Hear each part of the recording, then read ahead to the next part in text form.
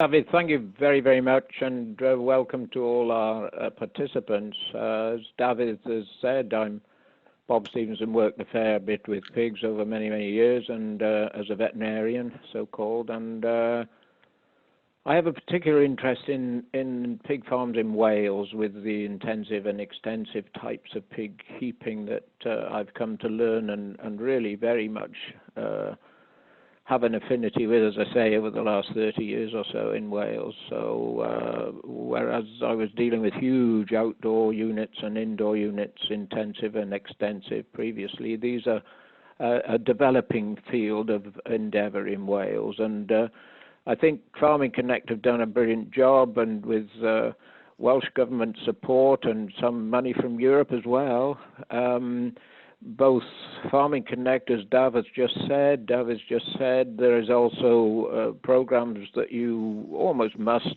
take advantage of, because who knows what might be available in many years to come. And they're also run by Lantra Wales. There are online training for your good selves and pig visits as well, advisory pig visits, and similarly there are ongoing skills training and advisory sessions run by Moch.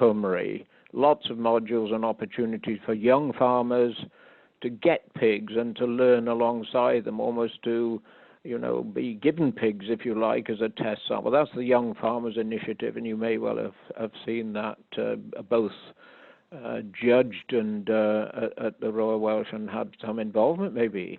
So if we just start this, by moving to the first of the real slides, which is entitled, Dav, Health, Happiness and Safer Pig Meat. So if we could change to that, you will find that this is an interesting part of this webinar. I find it quite something that's sort of out with the normal talks about health.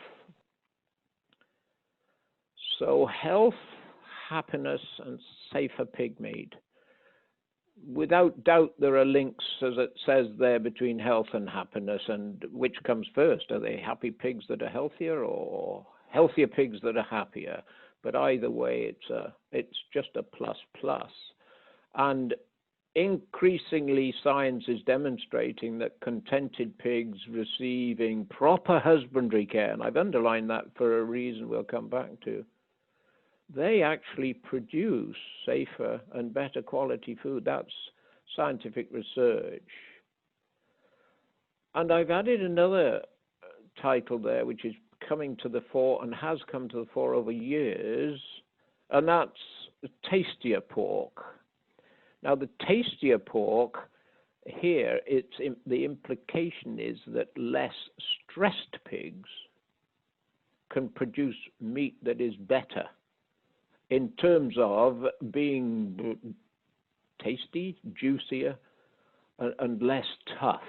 And that's a quote that's produced by research from Denmark and the UK, and was particularly transparent with stressed pigs and stress-vulnerable pigs. There used to be a lot of stress-susceptible pigs that were actually very, very prone to stress. But whatever pig you have or will have in the future, whatever type of pigs, clearly the way you treat them and the way the pigs actually behave going into those last days when they're selected and loaded and transported, etc., has a major impact on the meat quality. And if you're selling to local people or local outlets, then customer retention and coming back for your gorgeous, often fresh pig meat pork would be enhanced, wouldn't it? So the conclusion there is fairly clear, isn't it? And there may be questions that you might want on that before we go to different, but if you just log those questions, as David has encouraged you to do. So in that case, we'll move to the next slide. And here we have various indicators for you to think about for whether your pigs are happy or unhappy. Interesting that, isn't it? Because pigs are the master of disguise. They're pack animals. And they know if they show weaknesses, so that makes understanding them and identifying them and so on, whether they're happy or unhappy, more difficult. And can I encourage you to spy on your pigs? It sounds a bit like a film, but if you gently look at your pigs, not at feeding time, for instance, different times of the day, because they will react differently once you appear on the scene, especially if you're in a hurry, or if you're rattling a bucket, or when the door opens. And then you've got to just look at them and think what's going on, and then if any action needs to be taken, and that applies, doesn't it, whether they're happy or unhappy. And if they're unhappy, they may need singling out, mightn't they? So you're trying to identify pigs in pain. Suffering is in inverted commas there, and the reason for that, it has a particular meaning in legislation. Unnecessary suffering is not something that any of you would allow or knowingly allow. And that's a legislative framework, and we get into the realms of perhaps pigs being cruelly treated, which won't occur, of course. But how are they lying? Are they uncomfortable or comfortable? And how are they behaving? So before you disturb them, take time to have a look. And you may just want to give a view. I'll give you a couple of seconds, few seconds, just to have a look at these pictures on the right of your screen. Looks like a Welsh pig with a litter outdoors in the sunshine. I think we could make our decision about that sort of arrangement, and particularly if they're gambling about and doing the play fighting that pigs do and running around. I think your judgment would be that there's no cause for concern there, happy bunch. The pig on the right there, a bit more challenging. That's a Swedish mini pig, as a matter of interest. And she's mounting a log because she's in estrus, and there's another pig behind, if you can see that. Now, the look on her face, that provides a bit more of a challenge to our judgment, isn't it? But once you know she's on heat, then they go into this sort of switched off sometimes, these mini pigs particularly. And then perhaps a bit more obvious, I'd like to think, the pig down here on the left of the bottom two. That pig is showing some signs of what we call the typical signs of inflammation, and inflammation almost involves pain. And we have an injection abscess there. That was an injection abscess. I know that because I was involved with trying to improve the hygiene on the farm. And you can see the redness, and you can, if you were to touch that, there would be pain. But is the pig happy or unhappy? Well, in general terms, he'll be carrying on his business, but there clearly is going to be localized pain. And what about this one on the right at the bottom? Does those slightly knock-kneed limbs with rub marks on the bottom there, does that mean this pig is unhappy or happy? Well, maybe he or she is not in the fullness of production, perhaps moving awkwardly, maybe 1 degree less happy than otherwise would be the case. So there we are, and we'll move on to another one. And this slide may be something that you might like to have a look at, and if we're sort of looking and thinking about these pigs in the picture, and you will know the phrase, as happy as pigs in mud in this instance, as happy as pigs in mud. Yes. Are they always happy in mud? Depends. What are your thoughts about these pigs portrayed? Have a look. Are they happy? Can we determine whether that lot are happy? And in assessing any pig enterprise, whether you're assessing the pigs themselves or any potential damage to them, don't you have to look at the surroundings and the fittings and the pen sizes and the bar work and slats if they're on slats, or the appropriate bedding, where they're lying. You have to assess the water supply. Now, if you look at that slide, what about the water supply? What's your view on the water supply? Because if there's one thing that's limiting pig production, it's often supply of water, lack of water, particularly outdoors in the winter and in the summer. So are these pigs feeling really rather content because they've got a wallow, and at the top right-hand corner you can see a water system that actually is useful because it's trickling fresh water into that drinking trough. Hopefully they'll drink from it and not the wallow. And there's an electric wire that is more difficult to see, but it's the sort of thing that when you're appraising your pigs themselves, you need to look at their surroundings. Almost I have always looked at the surroundings before I look at the pigs.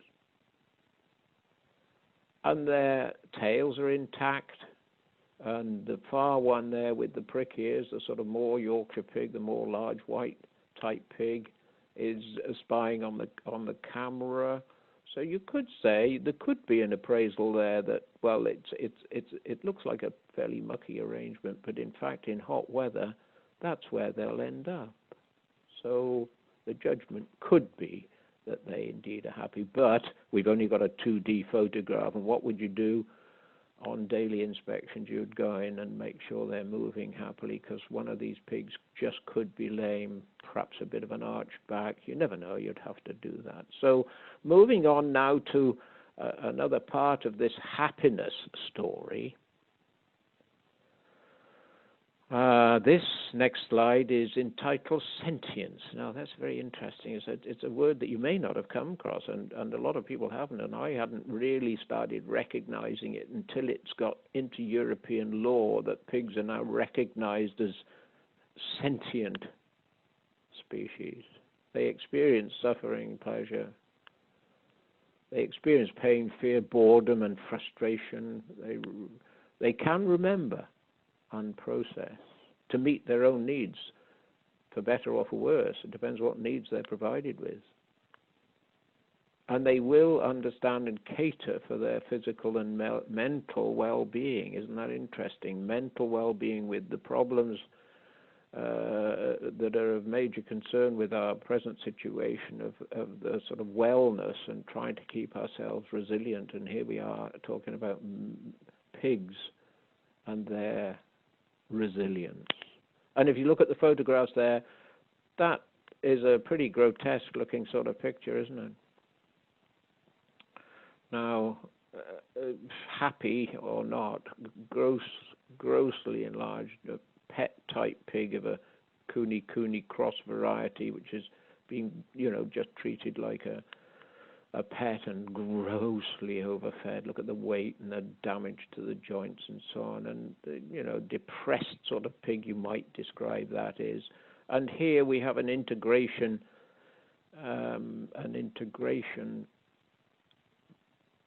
farm where gilts are brought in big, 40 at a time, and remembering all the things that they experience there. And these crowded here ones, and there's one marked there with red.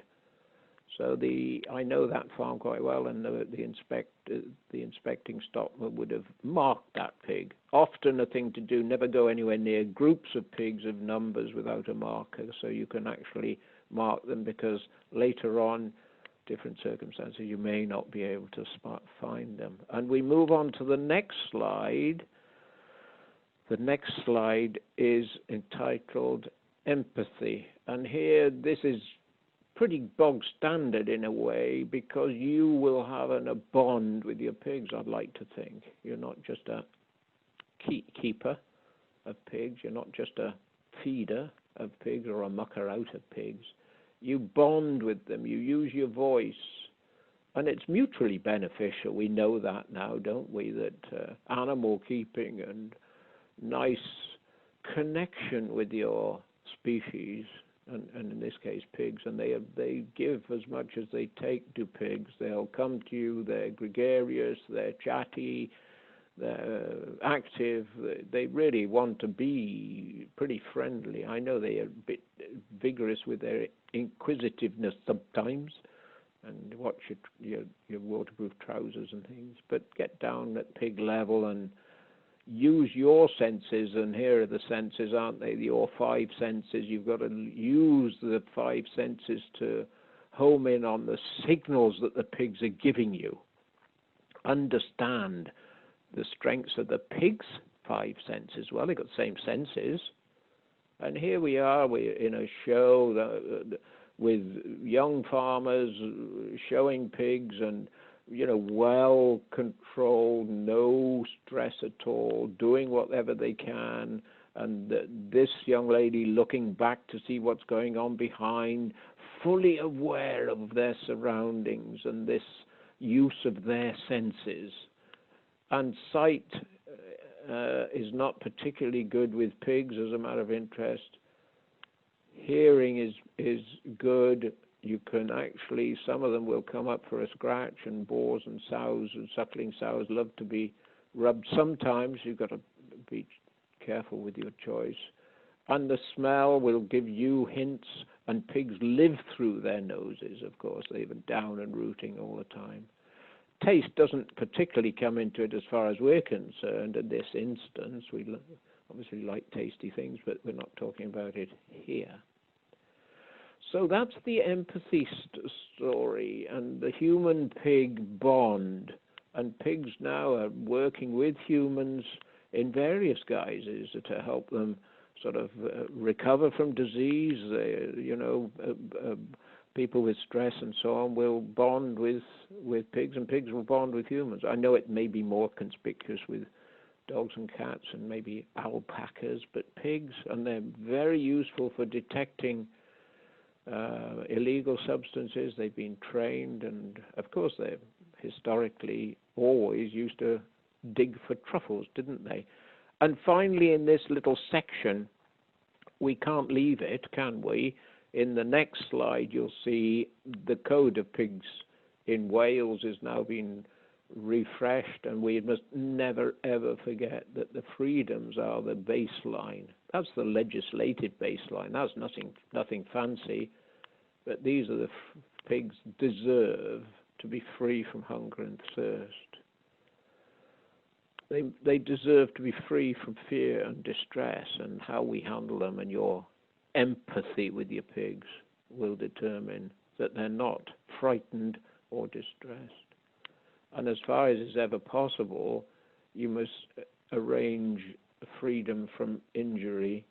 We've talked about the perimeter of their pens and those pigs that were in the wallow, and we talked about their surroundings, which you assess at first inspection of a day, because they can pull things down and things happen and so on. So they may be injured by sharp materials. And disease, we'll come to that later in the video, and we're sort of not far off halfway through this video now, so we'll come back to the disease side of it. But you are reminded that within the codes, we mustn't allow disease to run rife without taking due proceedings to at least address it, and we'll come on to that. And comfort and shelter here, free from discomfort. So if they're not provided with proper circumstances for bedding, shelter from the inclement weather, especially if they're outside. It's a whole new ball game outside, isn't it? And this key one, express normal behavior. Now that's a challenge. In other words, make the pigs a life worth living, and you will, I'm sure, then hopefully benefit all round. You'll benefit by being keen to be with your pigs, to help the pigs, and as we've said earlier on, you'll get better pigs that produce better meat. They're happier, they grow better, and all the pluses that we addressed in the first couple of slides. Okay, so there'll be some questions there, I'm sure, and don't hesitate. And remember that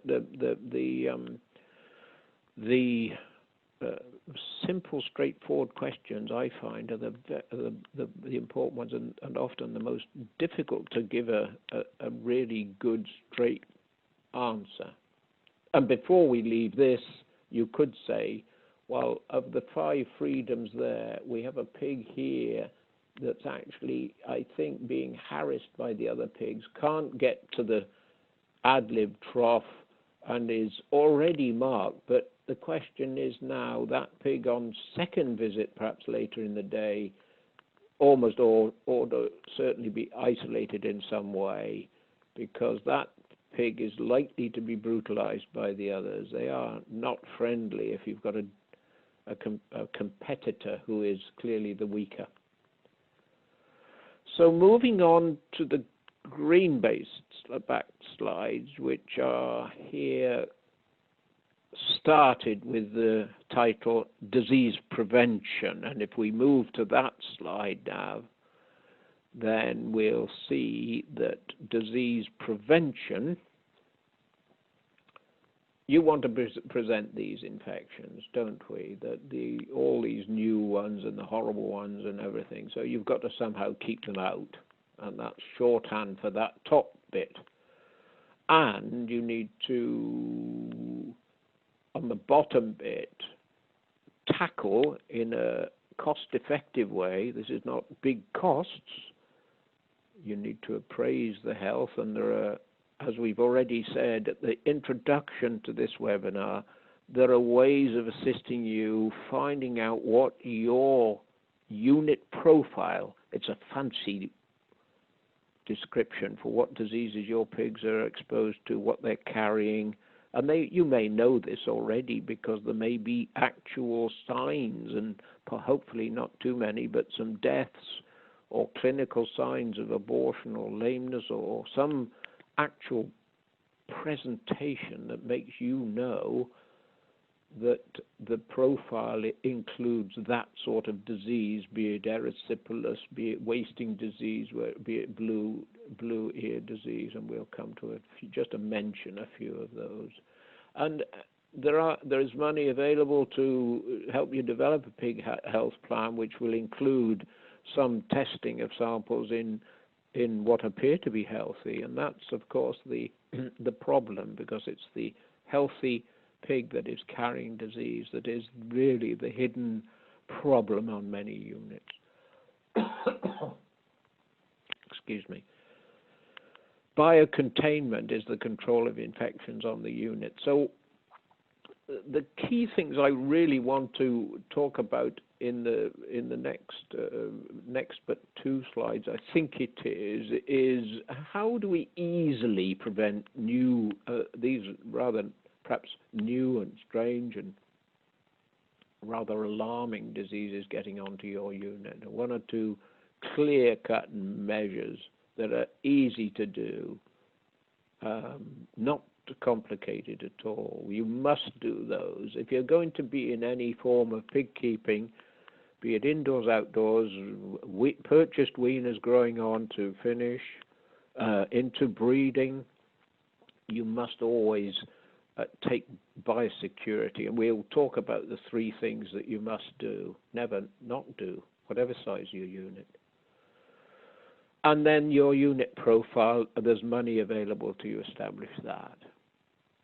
So if we move on to the next slide, just before we get into that, I must talk about African swine fever. This is decimating the pig industry in many, many parts of Asia, in many, many parts of Eastern Europe, and in many, many parts of Europe itself now, as far as Belgium and Poland, with big outbreaks and huge numbers of deaths. There's no vaccine and no treatment. So biosecurity for the country comes in here. We all must play our part because it's never been in the UK and we have no immunity to it. And if illegal meat or kitchen scraps were fed, then we start a real major issue because it will spread. It's quite contagious. And this is, you must never, and I'll just highlight one of the things because you'll have seen so much information about the threat of African swine fever as opposed to classical swine fever or European swine fever. And the one thing that we must all contribute is by not feeding kitchen scraps. In other words, anything that's been in your kitchen, whether you are meat eaters or not, anything that's been in your kitchen that may actually have been on any sort of kitchen surface, but in shorthand, anything that's been in your kitchen must not be fed to pigs, because this virus will hide for a couple of years, and it hides in meat products, so anything that's been in contact with meat. And of course, imported human food, whether it's, coming back from holiday, or illegally imported meat, and the public rights of way. I mean, have we got any control of what people do with their waste food? And they might be walking and have a salami sandwich that they thought was rather nice and then didn't quite finish it and thrown away. The wild boar is one of the things that is very much important in the UK and close to Wales. The wild boar are increasing in number, and they're being illegally fed through people, well-meaning people in lay-bys. They're getting into feed bins, and that's quite likely where any African swine fever may start. And these are some pictures that just say, well, purple ears, clearly down in the mouth, thinking about happiness and pig signals. That's a classic depressed pig.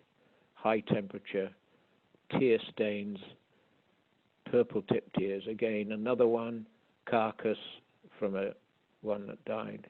High mortality, remember, purpling in the belly and in this case, the testicles. So please, please, please don't feed anything from your kitchen. And now, offcuts direct from a green supplier, a wholesale supplier, or crops that you've grown yourself are a very useful addition to pigs, outdoor pigs, if you're going for a sort of slightly slower growth and native breeds. So the next slide just sort of really homes in on that, and here we have on the right-hand side bottom, that's a wild boar that was shot in the Forest of Dean. There are thousands of wild boar in the Forest of Dean, and they're breaking out and visiting local pig farms, so the potential for spread is high, and that's one that actually ends up in a butcher because they are butchered and sold locally as sort of game meat. So there's the anxiety, and the picture on the top is the message. Be prudent around wild boar. That's a sign from France, as it happens, because there are a huge number of wild boar, and it's really for car drivers not to sort of write themselves off or injure themselves, let alone the boar. But I thought it was just worth putting up to say, wild boar, if they are around the place, just be extra careful about their contact with any pigs, especially if you've got outdoor pigs.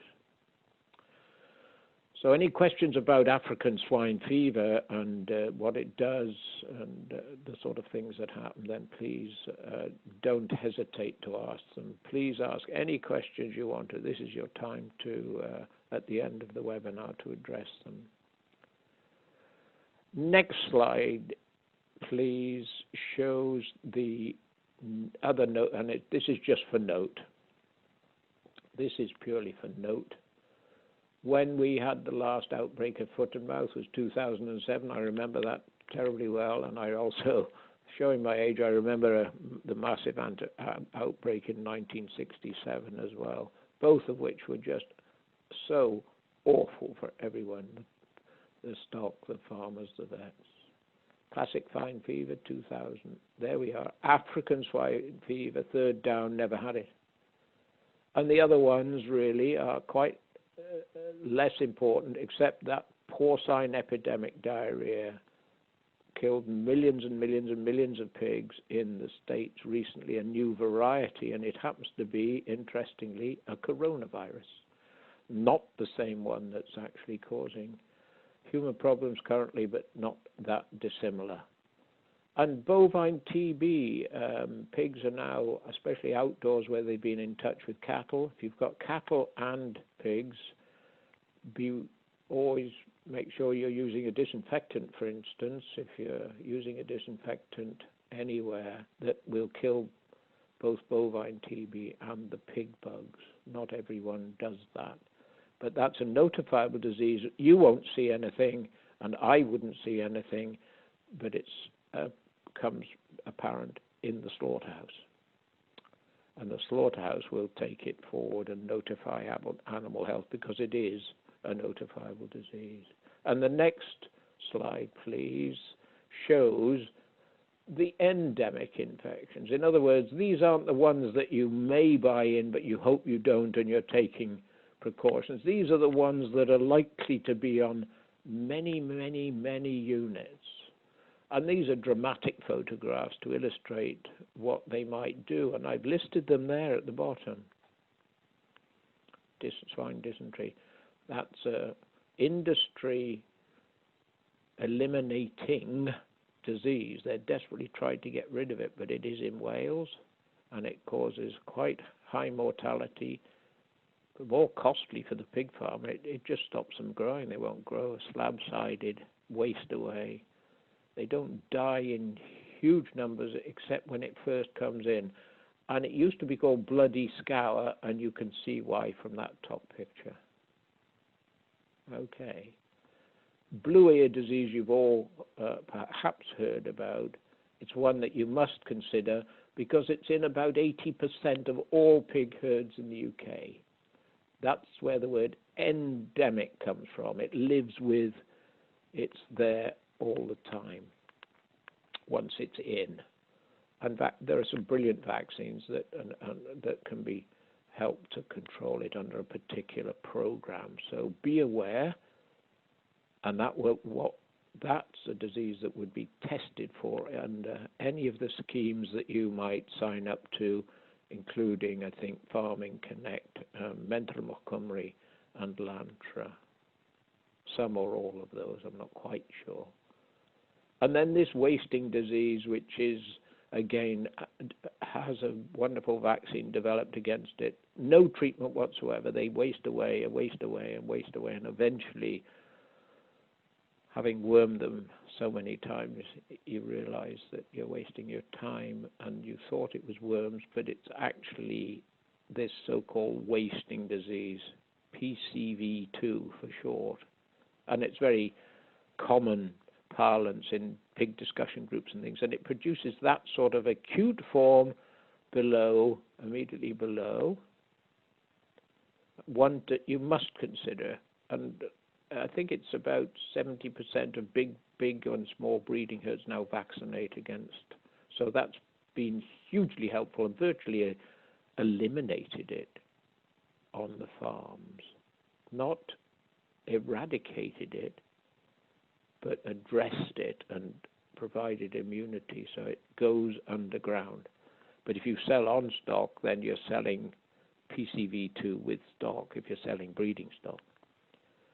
And then here we have porcine parvovirus. Never not vaccinate your gilts against porcine parvovirus, because every so often it'll catch you by surprise and you'll have an aborted litter of that. And there are all sorts of different sizes, from little black chocolate mummification. There's one there in the middle, I think, that's starting to mummify.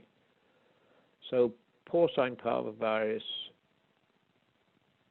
porcine circovirus, and swine dysentery, as well as blue ear disease, which I haven't got a photograph of there, are the ones to be in consideration. And then there's in the next slide, there's the ones that you all will be familiar with that are easy to control and must be controlled. And I would be very sad if you didn't have a program to control those ones down on the left-hand side. Though, yes, the erysipelas. Which one's got erysipelas in the pictures? The mange. Which one's got mange in the pictures? Worms. Well, what's that liver down there with spotty things? Is that anything to do with worms? Pneumonia.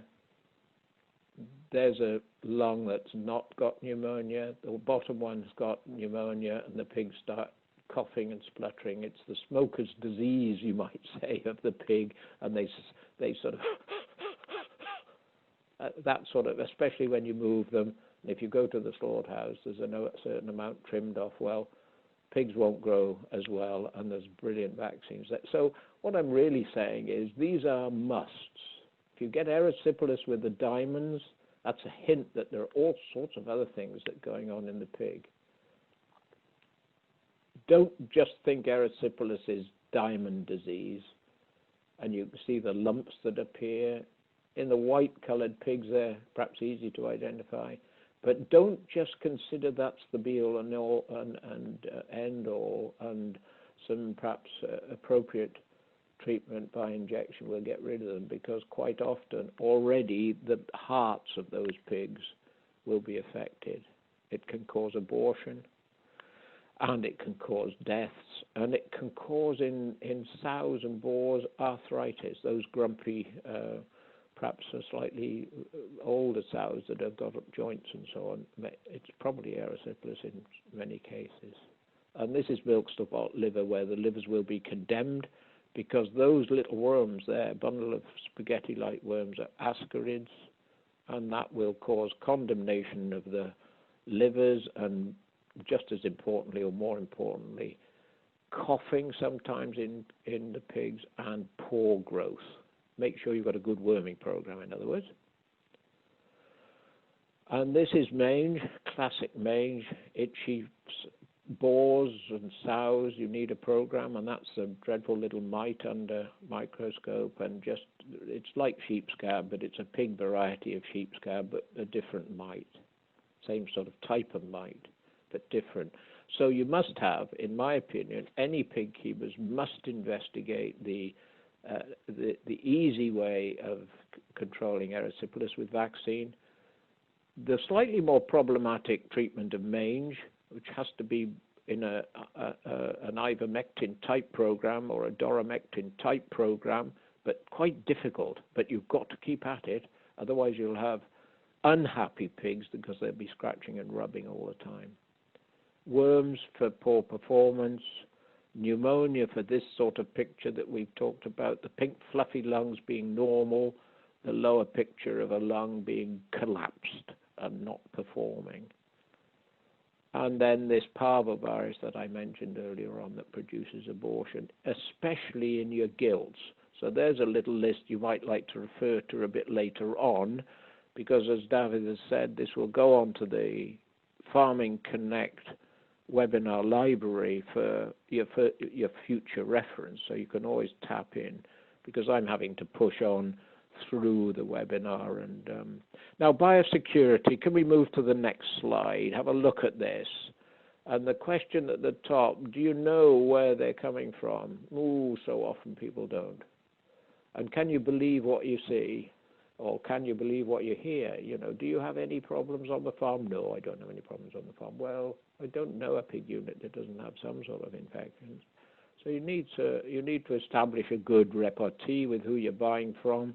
If you're a breeding herd, you may have well-established health profiles from them saying, we don't have this, we don't have that, we vaccinate against that. So you know you're getting vaccinated pigs against perhaps enzootic pneumonia and possibly even blue ear, but that's good. That's good. That's what you want. You don't want them to come onto your unit and pick up something from your pigs. You have to have a line of separation, whatever unit you're on, and I'll show that in a later slide very quickly. A line of separation. What the heck does that mean, you might say? What's a line of separation? Well, in shorthand, it's a line between the dirty side coming onto your farm and the, in inverted commas, clean side. And you must address vehicles. And then those are the things that must be addressed at the line of separation. Vehicles. Whose vehicles are risky? There's a question. Whose vehicles are most risky? You mull on that, maybe want to ask a question about which vehicles are the problematic vehicles. And then, having established a line of separation, that's biosecurity lesson 1, you've got to isolate pigs coming in. If you put them straight into a herd, no matter what reassurances you've had about the health of those pigs and the happiness of them, you're asking for trouble.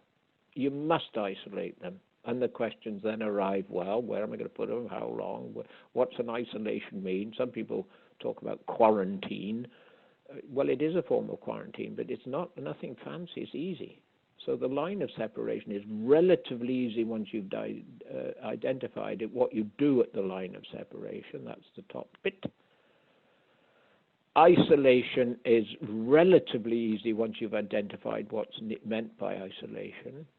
And then you have to integrate. That's the key. You've got to actually marry up these pigs that are carrying various things with your pigs. How do you do that? That's another question, isn't it? So here we are. Let's go to the next slide. 2 essential biosecurity actions and the need to isolate where, why, for how long, stock person's observations. That's actually an isolation pen. It's away from the main barn. It's not pretty. It's quite appropriate. It's served its purpose over years. You can see it's actually not on a pig farm, as it were. In this instance, it's indoors. It doesn't have to be indoors. It could be a paddock. This is quite a sizable unit in Wales, and it's one that actually has worked really well. But it's a sort of illustration to say it's not fancy. It's not a hospital pen or an isolation as we understand it. And this sort of area here is a little bit more design specific, and it's for outdoor pigs, but they go into there for how long? It's a minimum of 3 weeks, chaps and chapesses. It has to be that period of time. And what do you do when they're in there? There's a question. Is it just sort of leaving them there and sort of after 3 weeks say, well, I've been in there for 3 weeks? It jolly well is not. And then the integration is this coming back to sampling. You must start really believing that samples taken, whether it's of scour or blood samples for blue ear, for wasting disease, for porcine parvos, erysipelas, the sampling and subsidized sampling can be done very effectively and cheaply. And then you've got to decide whether you vaccinate them in this integration period, which is a little less than isolation, but it's still sort of separate before you bring them. It can be done in the herd. And for how long? Questions there, aren't there? You need to actually address those. These are not questions that we can answer for every unit, but any questions I'll have a good crack at. But every unit is bespoke. It's different design. It doesn't have a chain link fence around it. I know that. So the next slide is here, and these are the things that are pretty, they're quite a good standard, aren't they? But remember a decent foot dip at your line of separation, where people have got to do something. No entry beyond this point. that's a line of separation. It's a reminder. Don't go any further before you either call or think about or have a sort of something to do. Don't just arrive. You should never have people arriving on your farm unexpected, particularly other farmers, veterinary surgeons, without invitation and without knowing the protocol. And this is a picture of a fairly intensive piggery that can't afford to have any, and their line of separation is there at the gate. That's what the loading and unloading is all about. Moving to the next slide, please. And that's just a reminder of which are the hazards to consider at your line of separation. Pigs are the highest. Other pigs then. Pigs coming in, that's number one. First grade. Trailers and pig transporters, including your own, by the way, are second on the list.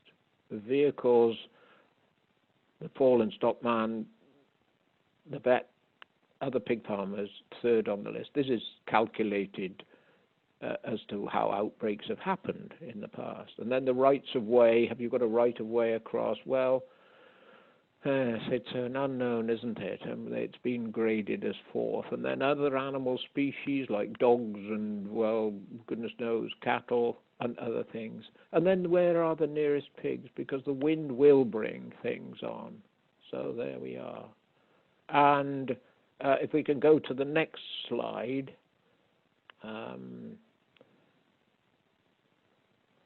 that's about the final bit of the presentation. It's a taster.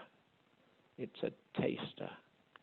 And we're now running at a few minutes before the hour. It's, I think, on my timer. We are 7:53, David. So if you would like to ask any questions, elaboration, or can you tell me about anything, please go ahead. Okay, so thanks, David.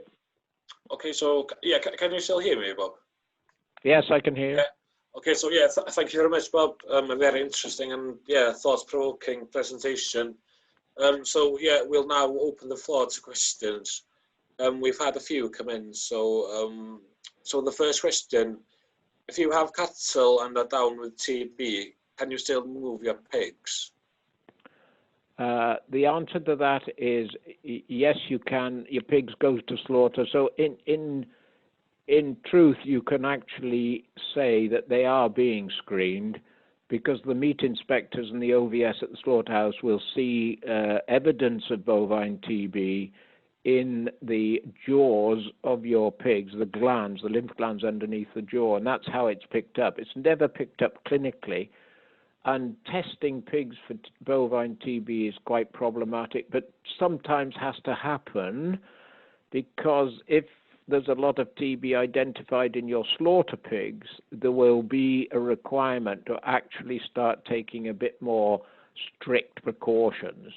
And when the vet, or if you're linked with your vet who does the test, or if you've had a visit to help with the biosecurity against wildlife and so on, they will address mixed species either getting together or nose to nose or via wildlife. So the answer to your question is yes, you can move them. And the awareness is that if they're going to slaughter, if you're moving them on, and every farm is different, as I've said, how close is the contact between cattle and pigs, and if you are actually moving breeding stock, then that's something that will be picked up by the risk assessment vets when they're visiting the ministry, or your own vet, or both together in many cases. Yeah, thanks for that question. A really, really important question in the light of bovine TB. Yeah, thank you. So yeah, we'll move on to African swine fever now. There's a question come in. What are your views on African swine fever? Do you think that's going to come to Wales eventually, or? You mean, what's my crystal ball? Yeah, my crystal ball says that backing off from that in terms of personal view, I'll give my personal view now, but the ministry and the government have actually moved the risk from unlikely to moderately likely. Now, they don't make that sort of judgment very, very easily. It is obviously of major concerns to the CVOs, the Chief Veterinary Officer, in all the administrations, particularly in England and Wales, because of the close proximity of wild boar and people really around the place behaving without knowledge and not following sort of known rules. And we can't be too surprised at that, because if you go into the forest of Dezeen and you see sows with little striped humbug pigs sort of close to the road, people will not know that they're not supposed to feed them. So out comes the sandwich or something that they brought straight back from holiday, and that's a problem. My personal view is that it's certainly quite likely that it might, put it this way, Wales could be the first to be addressed or have to address the wholesale slaughter of pigs and everything which would come with an African swine fever outbreak. This is a notifiable disease. That means you have to notify suspicious signs, and a free veterinary visit will follow and just to check them out. So don't be frightened. Any of these notifiable diseases, just ring your vet if you're a bit anxious not to ring the ministry first off, and describe the symptoms. You'll be good at that because you know the signs and signals, and you might have, I've lost a few growing pigs more than usual, and I've got some that are a bit purple around the ears and a few that are depressed. Just go straight to pick up the phone. Even if it's a non-pig vet, they will pick up those vibes and refer it on, or say you've got nothing to worry about, or I'll come out and have a look at them, or we must kick this on. Yeah, good question again. Okay, thank you. The next question. What are your views on keeping pigs indoors compared to keeping them outdoors? Do you think that keeping them indoors, does that restrict their natural behaviour? Yeah. Or, yeah, good question again. We fought with this question, haven't we, over many, many, many years? The very intensive piggeries having to address the behavioural needs, which is at the basics of your question. Can we really say that pigs are kept indoors in anything that it could be still very legal? And it's very much down to all the things we've talked about addressing. Are you sure that the pigs are meeting your 5 freedoms? That's the baseline. That's nothing to do with red tractor or organic production. That's the baseline, every pig unit. And don't be misled about the behavioral needs and the other 5 freedoms that are or are not addressed by outdoor pig keeping. My goodness, I've seen some dreadful setups outdoors on the guise that they're all right, they're outdoors. Oh yes, but they might be able to run around, but they're not, all the other needs for them are not addressed, and they're not easy to do anything about outdoors if they get ill. The huts are poor, and the surroundings are poor, and they're escaping all the time, but they're hoping to add to their label by saying outdoor bred or something if they're local producer. So what I'm really saying, I'm not getting out of this question, and it's a wonderful question because it does take some evaluating, but there are problems indoors and there are problems outdoors. In Wales, of course, the outdoor pig problems are that there are paddocks that are pig sick. Disease has actually embedded itself in the paddocks and so on, unless you've got sufficient land. And the inclement weather, the drainage, the topography of and you can start finding that if you increase your numbers, for instance, if you've got breeding sows outdoors, that's okay usually, managed nicely. If you start wanting weaners outdoors, then you've got to think quite seriously about all the environmental aspects, rainfall, if you've got clay, don't keep numbers of pigs outdoors, full stop. And are there too many stones, or, you know, and don't forget water. Water. Yes, both indoors and outdoors. Yeah. Okay, so yeah, I'm quite minded at the time. I think there's the time for a few more questions before we wrap up. So the next question, how would you prevent tail biting in the herd? Yes. Yeah, tail biting is usually indoors, not exclusively, for sure. Yeah. And it's multifactorial. That tends to be a bit of a catch-all.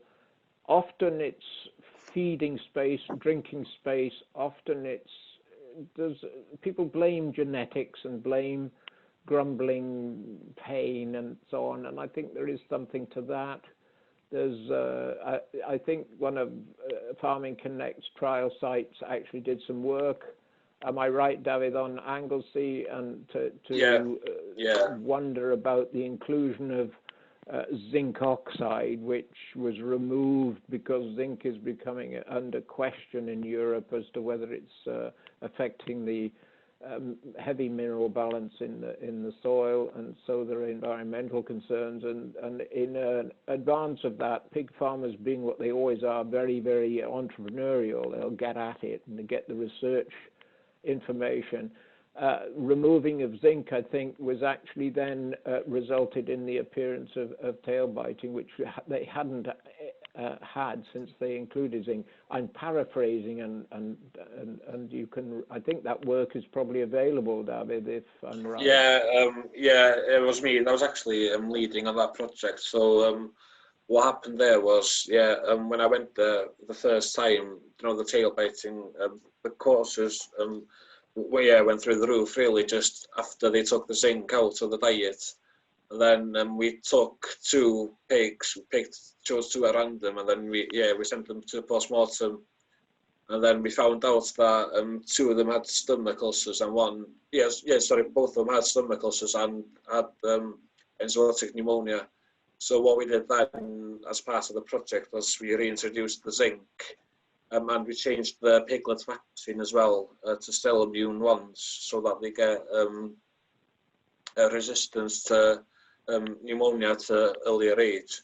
And then by doing that, we saw a massive reduction then in tail biting and antibiotic use as a result. So I thought, if any of you watching wants more information on any of the projects that we have done, feel free to visit the websites, and all the work that we have done are under the Our Farms icon on the website. So so the thing that I take from that is that if you've got any grumbling, sort of slightly painful lesion, that the pigs may not actually show it. They start pitching into each other, and it can be tails, it can be ear nibbling, it can be flank muzzling, but there's often a low-grade something going on.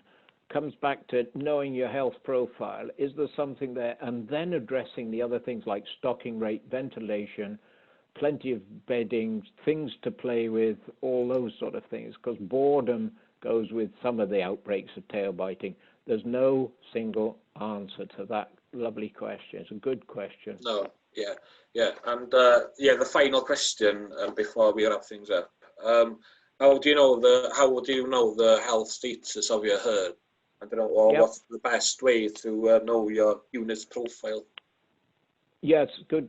Again, crucial, because I've laboured that, haven't I? And I will keep labouring it forever while I'm involved with veterinary pig work. Sponsored, subsidised sampling. A selection of 6 random pigs, blood samples submitted to the lab. If you've got scour that needs investigating and it's insidious and you can't sort of lay it to rest, and whether it's in the litters or grower scour or anything like that, sampling the scour. So health profile, there are screens available, and there are labs that will do it at nil cost if the vet is able to tap into that, and they will test for all those endemic things which actually identify your health profile from start to finish pretty well everything. I think there are about 9 different infections, meaningful infections, that are on a sampling of that sort. So 6 samples, veterinary surgeon, subsidized scheme, do it. And then you've got, then what not to bring in, because if you're bringing in exclusively clean pigs with none of those things, they're going to get a terrible bump when they come in to meet yours, aren't they? Unless you vaccinate them in integration. So it's a nice final question, it really is, because it rounds up a lot of the things that we've talked about. And it is complex, of course it is. Disease is not simple, it's not straightforward, but it's ever so interesting and can be solved. And simple measures. You know, when a vet starts speaking, you always think, oh, pounds, pounds, pounds. It's not. It's simple measures, and all you need is a health plan. Again, subsidized health plan, including some samples, and you're in a really good place to start. If you're very, very small, then, all this may sound a bit unnecessary. But if you're thinking of growing, as the Welsh Government and everyone else is trying to make pigs grow in Wales, because there's a huge market opportunity, local and otherwise, and export particularly is growing. That's one of the good things about African swine fever, I hesitate to say, because in countries that have had 40% of their national herd perhaps decimated, then there's an opportunity for export. I think it's more likely in Wales to be local production, David. But a terrific final question. Yeah, you mentioned, subsidised health planning. I know that Menter Moch Cymru, they can contribute 80% towards a health plan in the first year, 40% in the second year, and then 20% in the third year. And regarding health, animal testing or sampling, Farming Connect do have the animal health clinics open now, so up to £250 per clinic for health sampling or testing. So for more information on any of those or any of the services that I mentioned at the beginning, feel free to contact myself or the Farming Connect Service Centre, and or your local development officer. So that's it. So thank you very, very much, Bob. I hope you've answered everyone's questions. Some really good questions are coming in.